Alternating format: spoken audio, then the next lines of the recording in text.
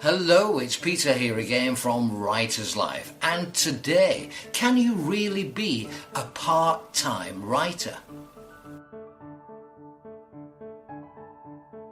When it comes to writing, we all hear those stories of famous writers, the ones who ate, slept and breathed writing, those who would get up at 3 a.m, shaking with passion and a fierce, unstoppable desire to write all their thoughts down.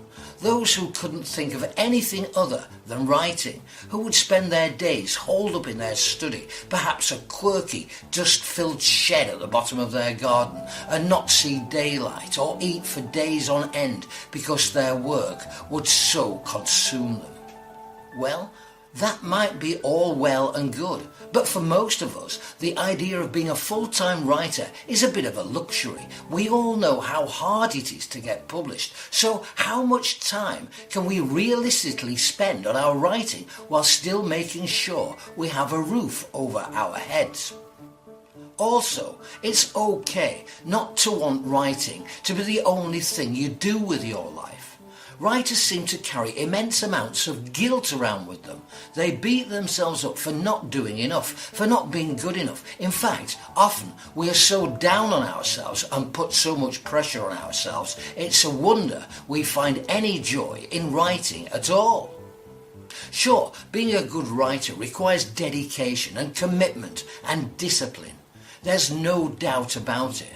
But one can be a part-time writer and still progress, still see targets, and still achieve our writing dreams. When did being a writer mean one has to be bleary-eyed, neglect our friends and families, and live on crusts of bread and water for weeks on end?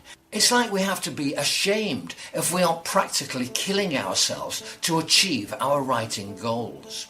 There's a myth that unless we are waking up in the middle of the night and slowly becoming reclusive in order to write, that we can't possibly be passionate enough about it or dedicated enough for it to be a success. Writers need to give themselves a break. At the end of the day, while it's important to work hard for what you want in life, it's also important to enjoy the process. So if writing part-time works for you and allows you to write at your leisure while also enjoy everything else that life has to offer, that's fine. In fact, achieving a balance between your writing life and your actual life is healthy and something which should be encouraged. We don't need to have a sob story. We don't need to cripple ourselves and end up a stressed out, exhausted shell of a person to follow our dreams. That's not to say that being a full-time writer couldn't be brilliant, but it needs to be because that's the right move, not born out of some sort of guilt-ridden, weird idea that you're not a real writer unless you dedicate every inch of your being to it. It's essential for writers to stop and ask ourselves, is this working for me? Am I enjoying this?